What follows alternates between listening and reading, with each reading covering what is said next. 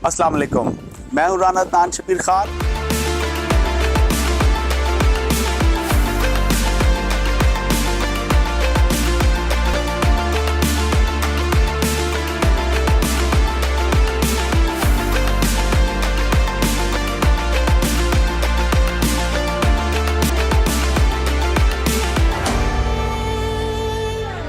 अस्सलाम वालेकुम, मैं हूँ राना अदनान शबीर खान और आप देख रहे हैं नवाए फिक्र।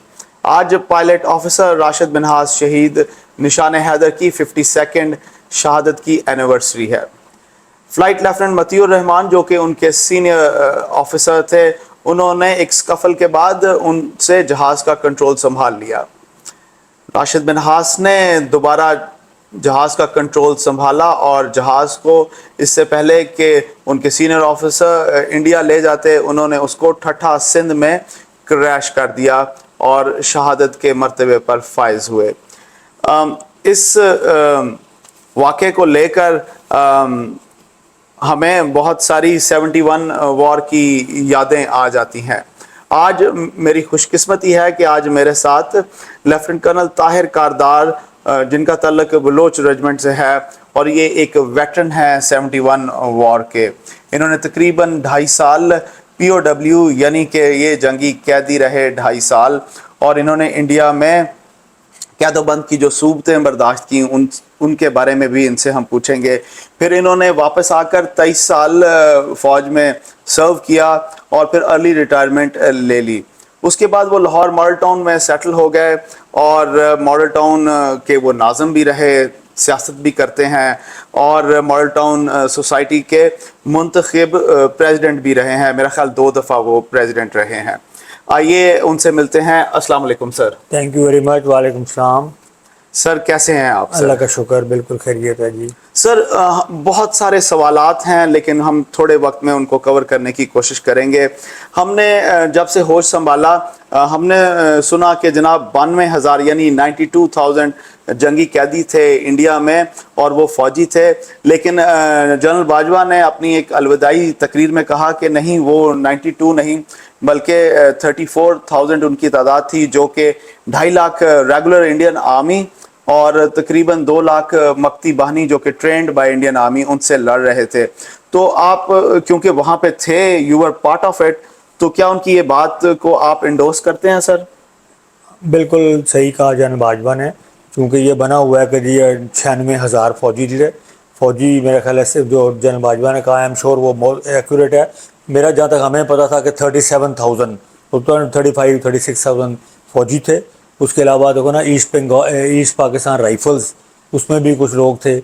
उसके बाद वहाँ पे पूरी एक ब्यूरोक्रेसी थी, मर्चेंट नेवी थी, तो उन सारों के लोग मिला के, वो सिविलियंस को मिला के, ताकि क्योंकि वो पूरा एक सिस्टम था, रेलवे के ऑफिसर्स थे, तो वो मिला के टोटल 96,000 बन जाते हैं। फ़ौजियों के जो कैंप थे वो मेरा ख्याल है कोई 12 कैंप थे मुख्तलिफ़ शहरों में, जो मुझे याद आता पड़ता है। ऑफिसर्स के अलग थे, सीनियर ऑफिसर्स के बिल्कुल डिफरेंट थे, मेजर्स एंड बिलो के डिफरेंट थे, लेफ्टिनेंट कर्नल ब्रिगेडियर्स के अलग थे। फिर हमारे कैंप में, चूँकि आप आगे चलेंगे तो मैं बताऊँगा कि हमारी वो एक हमने कोशिश की एक टनल खोदने की।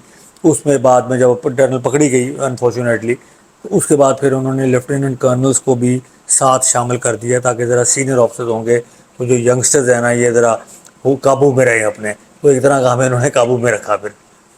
जी सर, मैं ये पूछना चाहूँगा कि ऑफिसर्स का और जवानों का रिस्पांस कैसा था जब सरेंडर के ऑर्डर आए?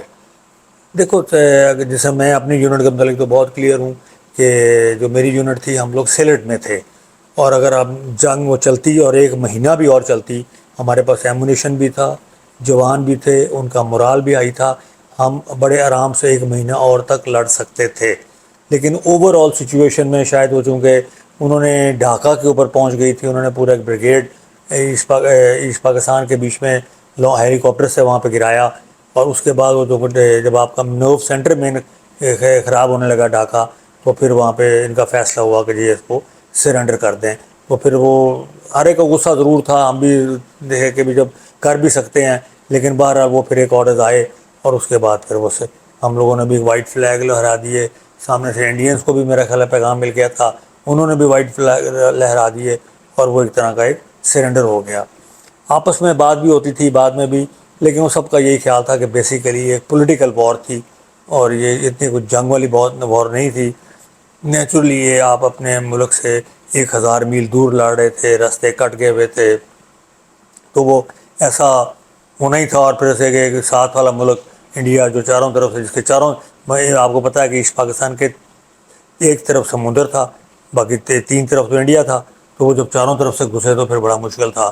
3 ڈویژن فوج تھی ہماری تقریباً، وہ جتنا بہادری سے لڑ سکتے تھے لڑے، اور بہت بہت لوگوں نے وہاں پہ شہادتیں بھی دیں، اور لوگوں نے وہاں بڑے اچھے اپنا ثبوت بھی دیا اپنے اچھی ٹریننگ کا. سر آپ مجھے آج صبح ہم جب ڈسکشن کر رہے تھے تو آپ نے مجھے بتایا کہ آپ نے اپنی رجمنٹ کے بہت سارے جوان اور آفیسرز اور جے سی اوز کو امانتاً وہاں پہ دفن کیا. سر وہ میں چاہوں گا کہ آپ لوگوں کو بھی بتائیں. دیکھیں نا، جب یونٹیں وہاں پہ لڑ رہی تھیں تو جو اب شہید ہوتے تھے ان کو ویسٹ پاکستان کو لے جایا نہیں جا سکتا تھا، تو وہ پھر یہ تھا کہ ان کو سب کو امانتاً دفن کرتے تھے. میری اپنی یونٹ کے کوئی 125 جوان صوبے دار وہ وہاں پر امانتاً دفن تھے، اور خیال یہی تھا، اور آپ کو پتہ ہے امانتاً دفن اسلام میں یہی ہے کہ جب کبھی موقع ملے گا آپ ان کو واپس لے جاؤ گے. موقع تو نہیں مل سکا آج تک، اور میرا نہیں خیال کبھی پاسبل ہوگا، لیکن وہ وہاں پہ دفن ہے. اور اس طرح بے شمار اور بھی بہت جوان جنہوں نے بہت شہادتیں دی وہاں پہ، آفیسرز وغیرہ نے، وہ پھر وہیں پہ امانتاً دفن ہو گئے. ویسٹ پاکستان کوئی نہیں، نہ پاسبل تھا، نہ لایا گیا، فلائٹس بند ہو چکی ہوئی تھیں. جی سر.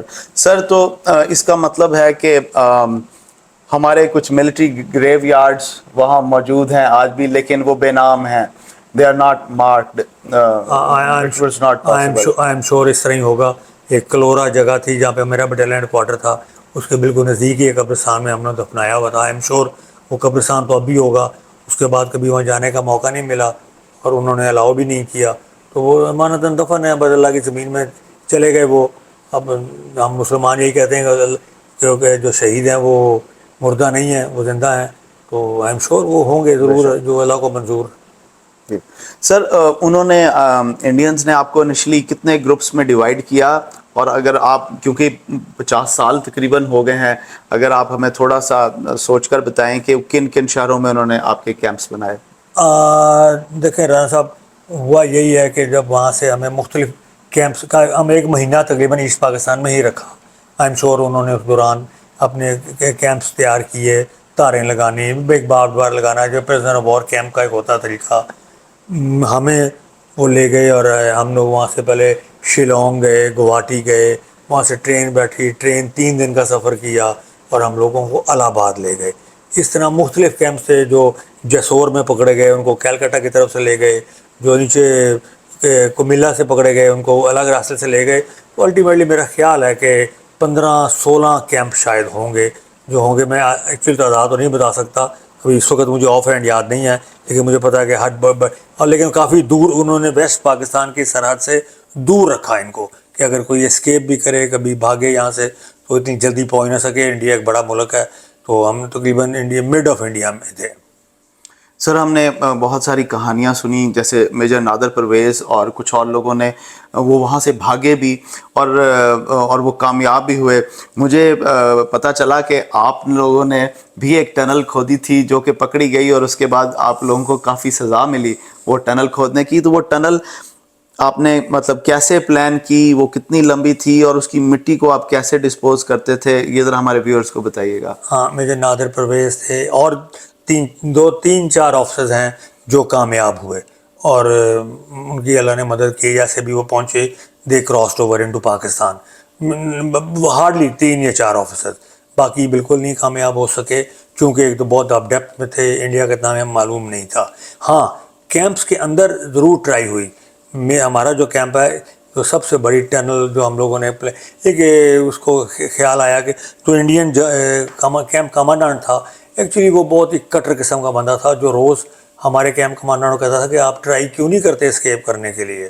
Your duty is to escape, my duty is no bastard should escape. وہ اس طرح کے اس کے الفاظ ہوتے تھے.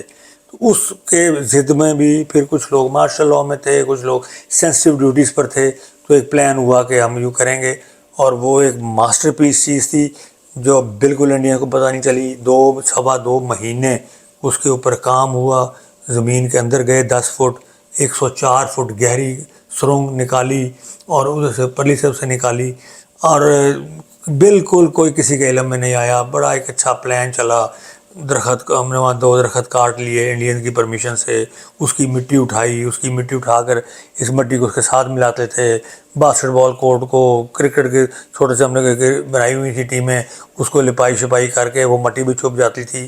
انڈینز کے لیے بڑی وہ خفت کا مقام تھا، لیکن بہرحال یہ بھی میں کلیئر ہوں کہ ہمارے میں سے ہی کسی نے، اب اللہ جانتا ہے کہ وہ کس نے کیا، ہمارے کیمپ کے بیچ میں کوئی 60 سویلینز بھی تھے، کوئی ڈر گیا نہیں ڈر گیا یا کیا ہوا، اس میں سے کوئی رپورٹ ہو گئی، اور آخری دن جب بالکل لاسٹ ڈگنگ ہو رہی تھی تو اس وقت وہ انڈین اندر آئے، اور انہوں نے جا کے وہ باتھ روم میں جو ٹنل بنی ہوئی تھی نیچے جا رہی تھی وہاں پہ آ کے پہنچ گئے اور انہوں نے پکڑ لیا، اور اس کے بعد نیچرلی سزا تو ملنی تھی۔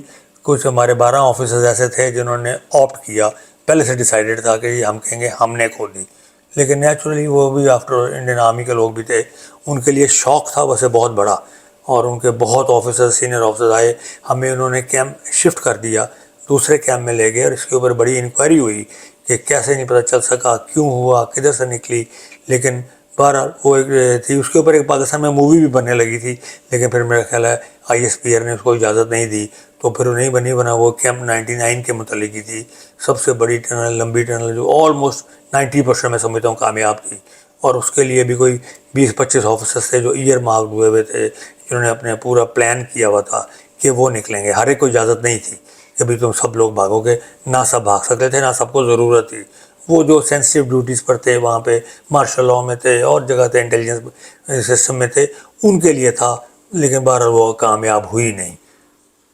تو سر وہ سزا ان آفسرس کو اگر آپ سمجھتے ہیں تو آپ بتا دیں، اگر آپ نہیں سمجھتے تو آپ بے شک نہ بتائیں سر نہیں کہ وہ کیا۔ دیکھو نا، ایک تو یہ ہوا کہ سب کو انہوں نے ہمیں دھوپ میں باہر لٹا دیا کرتے تھے، صرف نکریں پہنی ہوئی دھوپ میں، الہ آباد کے بیچ میں 120 ڈگری گرمی کے دن، جون کا مہینہ، تو وہ جو سزا ملنی تھی وہ تو ملی بڑی۔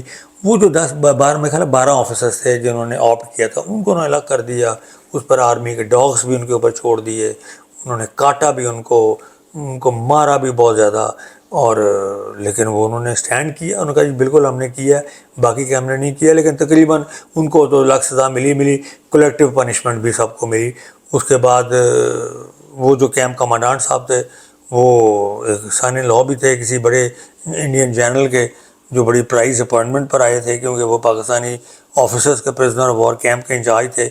بس پھر ان کا الٹیمیٹلی ان کا بھی کورٹ مارشل ہی ہوا، ہمیں انڈین آفیسر نہیں بتایا کہ آپ لوگوں نے جو کرنا تھا وہ تو کیا، وہ ہم آپ نے ہمارا ایک افسر اس کا بھی کورٹ مارشل ہو گیا، کیونکہ اس نے مینج اچھی طرح نہیں کیا، وہ جان کے غصہ چڑھاتا تھا، تو جو اس کے ساتھ ہونا تھا وہ تو پھر ہوا۔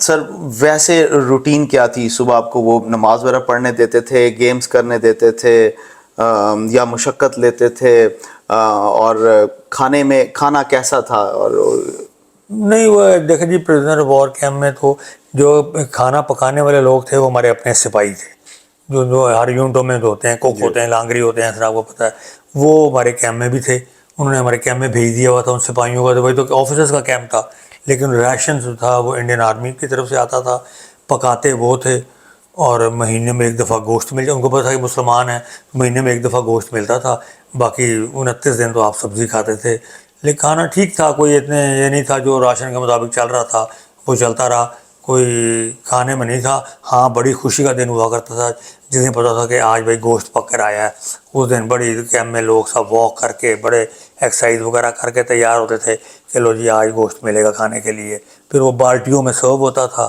ہر بیرک میں اور ہر کمرے میں ایک لمبی لمبی بیرک، 4 بیرکس تھی ہمارے پاس، پھر اس میں کوئی 3 کمرے تھے، ایک آفیسر کی ڈیوٹی لگی ہوئی تھی، وہ بالٹی میں جا کے کوک ہاؤس سے بھر کے لے آتا تھا اور لا کے سب کو بانٹتا تھا۔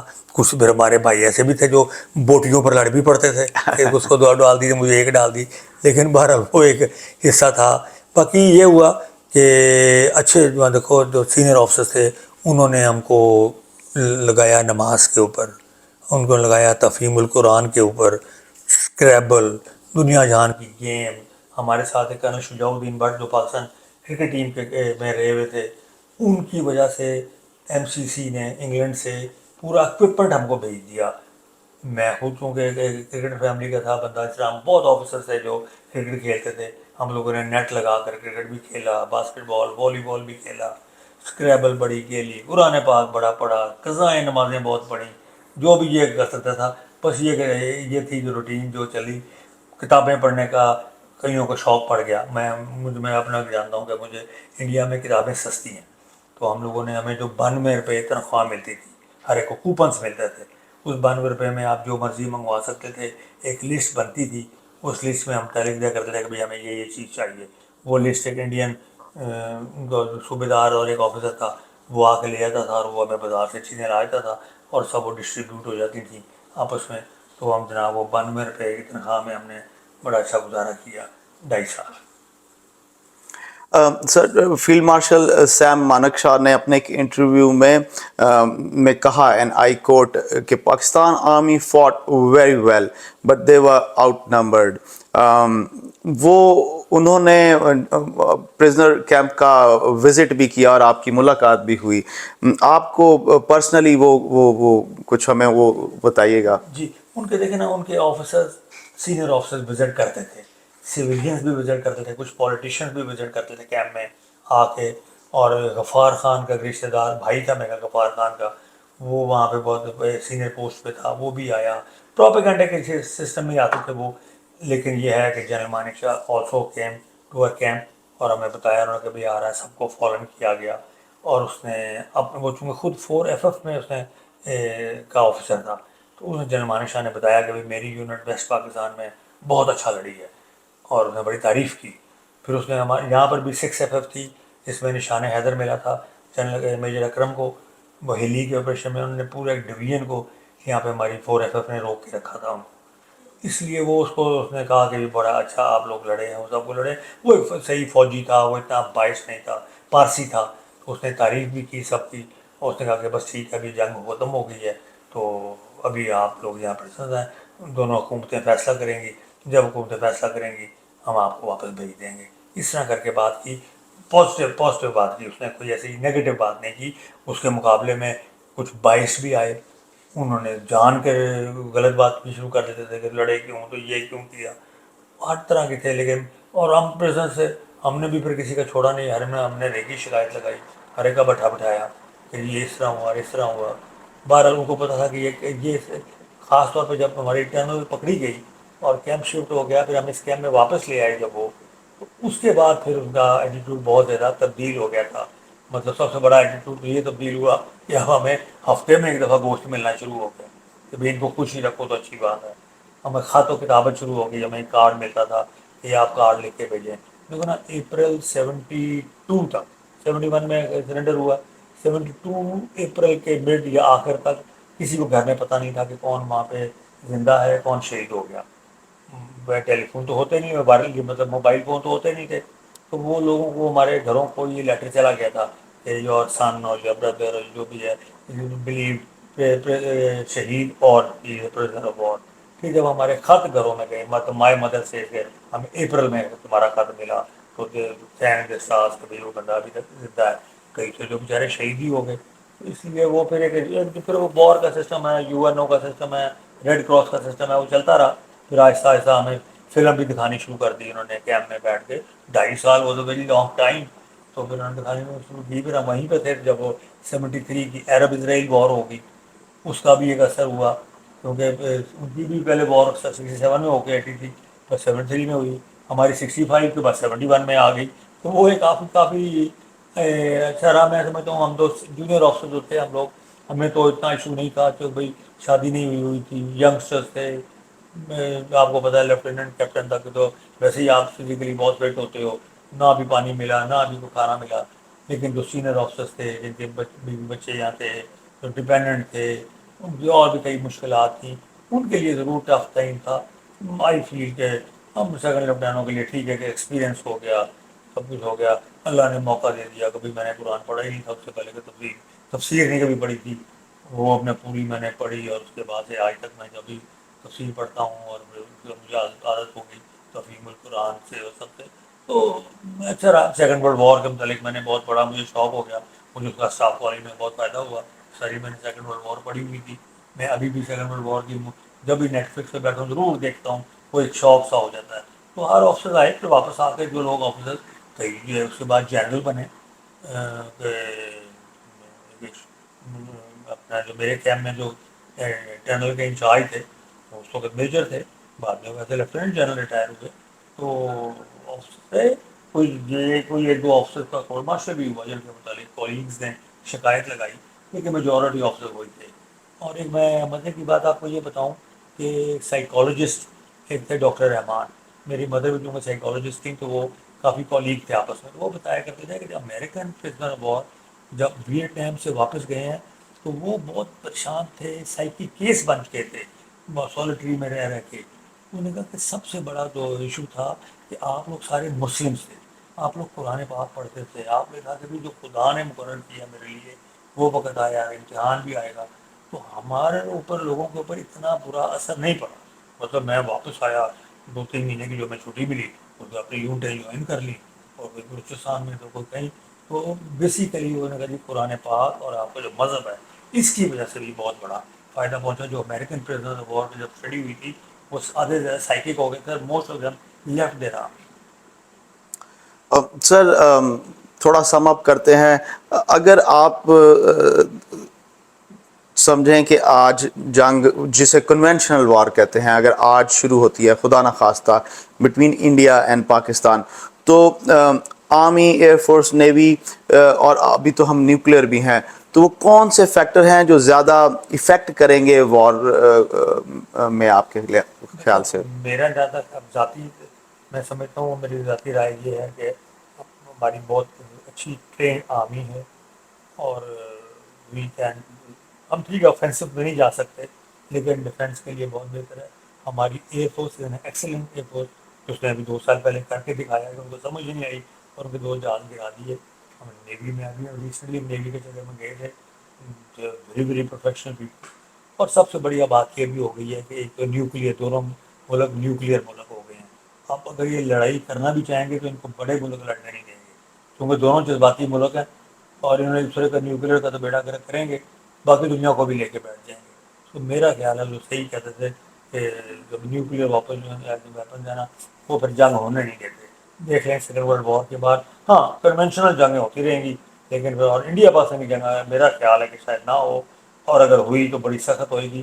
اور وہ ٹھیک ہے وہ فائٹ ٹائم بڑے ہیں لیکن ہمارے سولجر بہت ٹرینڈ ویل ٹرینڈ ہیں اور they are very good. The younger lot is very good, بہت اچھی لیڈرشپ ہے اور انشاءاللہ کبھی موقع ملا تو جو بیسٹ ہوگا وہ ضرور کریں گے. سر ہم سنتے تھے کہ جناب وہ جب یہ جنگ ہو رہی تھی تو امریکہ کا چھٹا بحری بیڑا چل پڑا ہے، وہ آ رہا ہے، وہ آ جائے گا. تو آج کی اس پولیٹیکل انوائرمنٹ میں آپ کا کیا خیال ہے کہ چائنا، یو ایس اے اور سعودی عرب کا کیا رسپانس ہوگا towards war between India and Pakistan? اپنی جنگ خود لڑنا پڑے گی اور اپنے اوپر ہی بھروسہ کرنا پڑے گا. کوئی کسی کی مدد کے لیے نہیں آیا، نہ کوئی آئے گا. تیسرے ملک کو کیا ضرورت ہے بیچ میں آئے؟ وہ آپ کو یہ پتہ ہے رچرڈ نکسن نے بھی اپنی بک میں لکھا ہے، کہ سنگر نے بھی لکھا ہے کہ کیونکہ وہ اندرا گاندھی کو الاؤ کیا تھا کہ ٹھیک ہے تم ایسٹ پاکستان میں کر لو. اس نے کہا تھا کہ میں اب ساری فورسز شفٹ کرتی ہوں ویسٹ پاکستان پہ، جس پہ امریکہ نے اس کو تھریٹ بھی کیا. نکسن نے بھی لکھا ہے کہ ہم نے اس کو تھریٹ دیا ہوگا کہ بالکل تو ویسٹ پاکستان سے بھائی آپ جو ختم کر دو جنگ کو.